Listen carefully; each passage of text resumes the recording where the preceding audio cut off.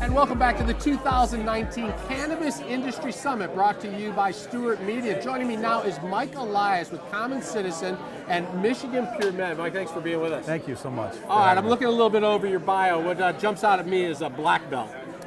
Right. So my background is in industrial engineering, and the methodology that I spent 22 years trying to perfect is a methodology called Lean Six Sigma. And people who are experts in that methodology have a designation, either Master Black Belt, Green Belt, Yellow Belt. So that's what that is. And when did this start? When you were a little kid, or did you get into it later in life?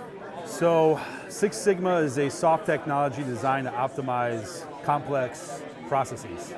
I was selected because of my background in industrial engineering and applied statistics, and made a career out of improving process using basically an exercise in the scientific method. That's what Six Sigma is, applied to business settings. So I think I've always been predisposed to solving complex problems using data and applied statistics, and finding a way to utilize those skills in complex acute care environments like healthcare.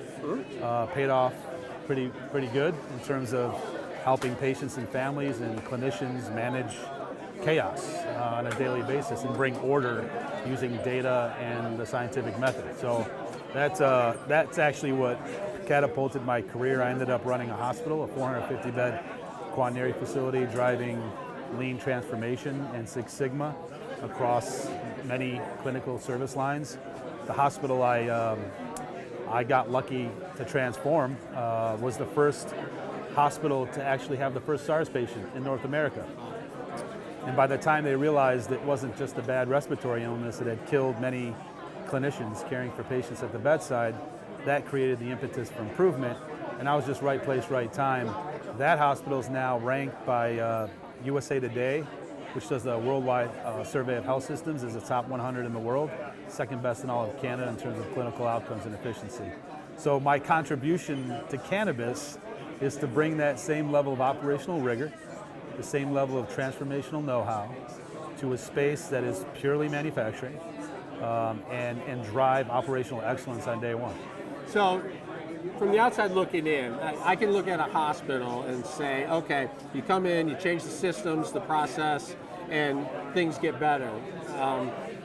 The cannabis industry seems a little like the Wild West out there to me. Yeah. It's like there's these land grabs, and it's like people are throwing their stakes in the ground, and we're going to grow, and we're going to sell, and wait, there's all these laws and all this stuff. Do you bring order to all that chaos? Is that the idea? Yeah, so I'm glad you brought that up, because at the end of the day, if you strip away the noise, the regulatory changes, the market changes, we still have a very viable business environment. We know there's a demand there. It's not a new product by any means. And the idea is to have the discipline to stay focused on the task at hand, and that is to get proof of concept on your operations, get the dust to settle, accelerate the failures in a controlled environment so you can learn quickly what to do and what not to do. But so it really helps, when you're focused in on a discipline like Lean and Six Sigma. Healthcare is riddled with chaos. We don't know what's coming in the door. I can't predict when a heart attack's coming in, but yet you can tool your process for worst case scenario and be able to take complex issues and compartmentalize them into their pieces so that you can reduce the anxiety and really focus in on the steps.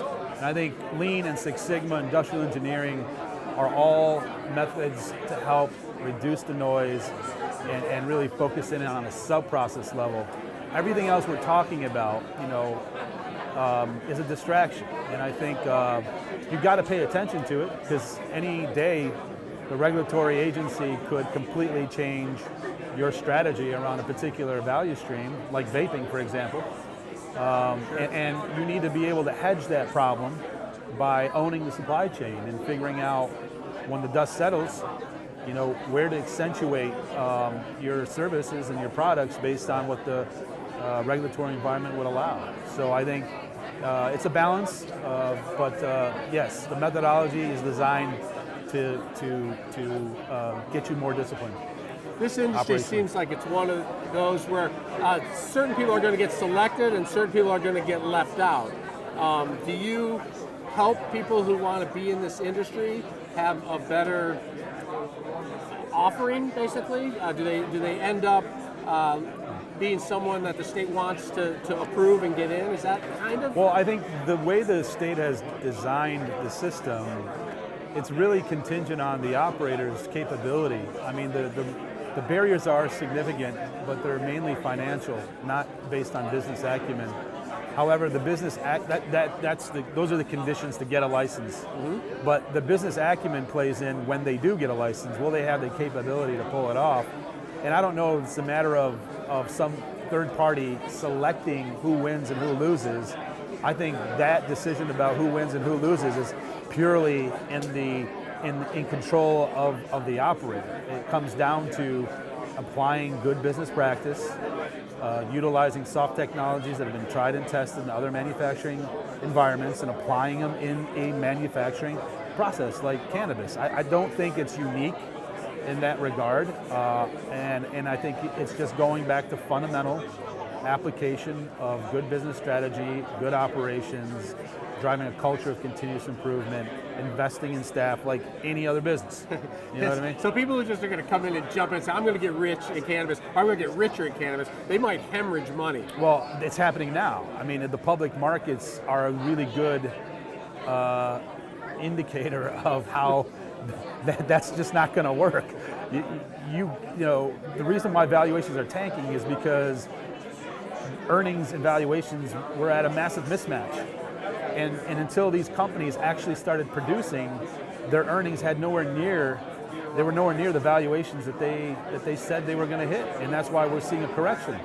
So again, the market is getting smart and saying, oh, I guess this is a real business. Earnings actually do have to drive valuation. Oh, those valuations were just out of thin air. I don't know why we went down this road. Where's my investment? What happened? I'm actually happy about the correction, and we've always had our valuation very low, knowing that it didn't really matter. We just needed low valuations to draw the right strategic partners so we can give them value and not do it we're operators. We're in it for long haul. We were never thinking about pumping and dumping. And I think any company that does, you can see that they're hurting today. They were great. They were really good at selling their value, but they had no earnings to back it until now, and now they're tanking for that reason. So I just feel like we're in a good position. We are a single state operator. Again, from an industrial engineering standpoint, going too big too quick just makes no sense. I think you got to get the dust to settle on a standard operating system. You got to go a mile deep and an inch wide, keep the portfolio tight, learn as much as you can, and then spread that SOP and those operational standards that work to other states. But not start with 20 states that are completely fragmented with no earnings or operational know-how to be able to take those SOPs and extrapolate them out to the rest of the states that they're in. So I'm pretty happy with the position that we're in. Can every segment of the industry kind of follow that game plan? Can each segment sort of dive in and do that?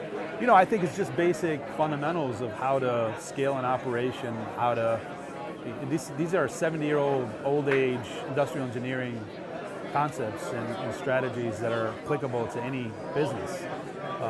And so I think we're not recreating the wheel. We're actually applying outside business thinking into a new industry that has the same problems as any other business.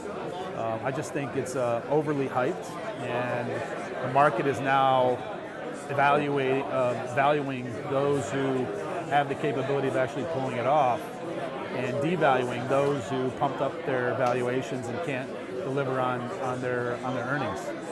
So that's kind of where we're at. Look, we're the largest player in the state of Michigan with 45 licenses to date.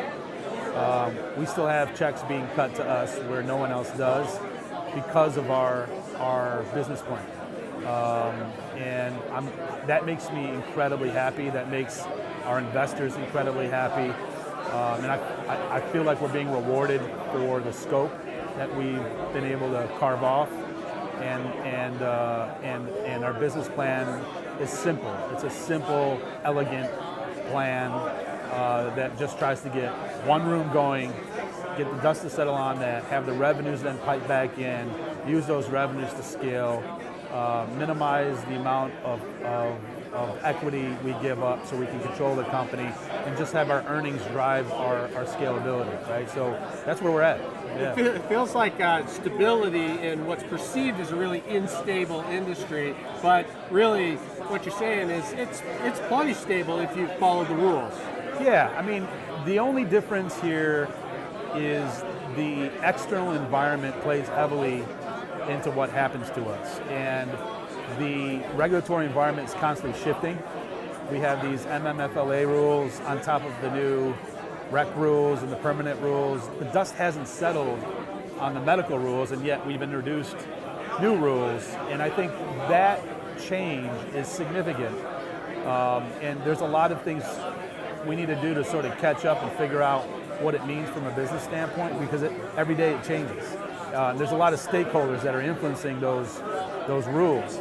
Outside of the local environment, you have the federal environment, and there's a lot of wonderful things happening there, especially with the Safe Banking Act and expungement, and the genie's out of the bottle, it's not going back. So we're interested in seeing what is going to transpire from a federal standpoint, because I think that really changes our business strategy nationally and internationally. So I don't think it's going to keep us from doing what we're doing today, which is getting proof of concept on a standard operating system, because you still got to do that, even though the federal government says you can sell everywhere.